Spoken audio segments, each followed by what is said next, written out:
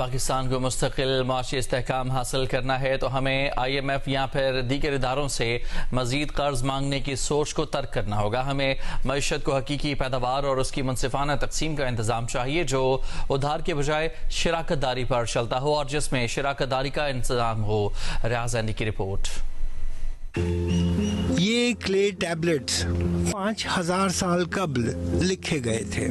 زمین پر انسانوں کا لکھا یہ قدیم ترین ریکارڈ ہے اور یہ حساب کتاب ہے کہ کس کو کتنے بیج دیے تھے فصل اگانے کے لیے, کس نے لوٹا دیے.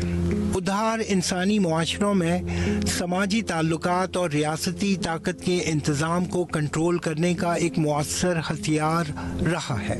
ڈیوڈ گریبر اپنی کتاب ڈیٹ دی فرسٹ 5000 years میں لکھتے ہیں کہ قرض کوئی فطری معاشی حقیقت نہیں بلکہ ایک مصنوعی سیاسی ڈھانچہ ہے جو مقروض پر مسلط رہنے کے اختیار کو قانونی طاقت فراہم کرتا ہے.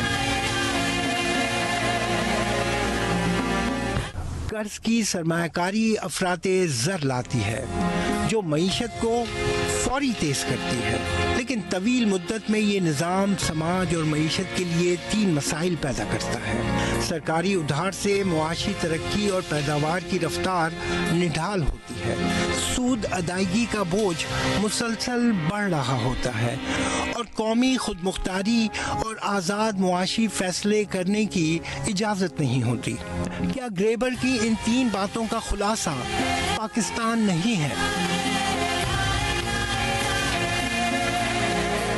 کارمن ریئنہارٹ اور کینتھ روگوف قرضوں پر لکھی اپنی کتاب دس ٹائم از ڈفرنٹ میں لکھتے ہیں کہ 800 سال سے یہی ہو رہا ہے. قرض لیں تو ترقی تیز ہوتی ہے. حکمران میں نہ مانوں کا ورد کرتے ہیں لیکن غبارہ پھٹتا ہے, قوت خرید کم ہوتی ہے اور پھر قرض کے نئے ارینجمنٹ کے ساتھ نیا غبارہ پھلاتے ہیں. آج کل ہلکا پھلا رہے ہیں تاکہ جلدی نہ پھٹے. میکروز بھی ٹھیک رکھنے ہیں. کارمن اور کینتھ لکھتے ہیں کہ عروج پر ہم خود کو دھوکہ دیتے ہیں. کہتے ہیں پالیسیاں نئی ہے, ٹیکنالوجی ہے, اصلاحات کی ہے, معاشی قوانین بدل دیے ہیں, اب زوال نہیں آئے گا. لیکن تاریخ گواہ ہے کہ قرض کا انجام بدترین معاشی تباہی ہی ہوتا ہے.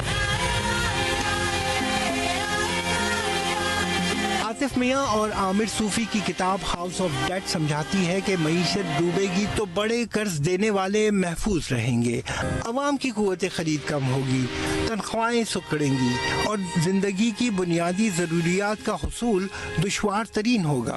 2 پاکستانی پروفیسر کہتے ہیں کہ سرمایہ جمود کا شکار ہوگا, ٹیکسوں سے قرض ادائیگی کا نظام رائج ہوگا, بے روزگاری ہوگی.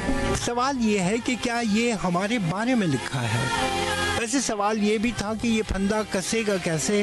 ایڈورڈ چانسلر اپنی کتاب دی پرائس آف ٹائمز میں کہتے ہیں کہ اس کے لیے سود کو استعمال کیا گیا. مرکزی بینک شرح سود حقیقی پیداوار کے بجائے انفلیشن پر طے کرتی ہے. وقت کی قیمت ہوگی. حکومت اندھا دھن قرض لے گی, بگڑی سرمایہ کاری کرے گی, معاشی بلبلے بنیں گے, پھٹیں گے. سمجھ آتا ہے کہ قرض تباہی کا راستہ ہے اور منتقلی کے لیے ہم نے آئینی ہدف مقرر کر لیا ہے. اب اس سے آگے ترقی کرنی ہے تو شراکت داری سے پیداوار بڑھانے, ان کی ویلیو ایڈیشن کے منصوبوں میں سرمایہ کاری کرنا ہوگی. پیداوار کو خود استعمال کریں اور دنیا کو بیچ کر کمائی بھی کریں اور کمائی میں سب کا حصہ طے ہو. منصوبے بنائیں, اس کی حکمت عملی بنائیں اور پھر اسے وسائل فراہمی کا انتظام دیں اور 10 سال اس نظام کو چلاتے رہیں. فنڈنگ بلاک چین ٹوکن سے لے لیں. ہمارے اطراف میں 4 ارب دنیا پھیلی ہے, ان کی کئی غذائی ضرورتیں ہم پورا کر سکتے ہیں. یہ سارے پیداوار کے منصوبے ہیں اور اس میں 10 روپے سے سرمایہ کاری کرنے کا ڈیجیٹل نظام عوام کو بھی فراہم کریں. ریاض زینڈی, جیو نیوز, کراچی.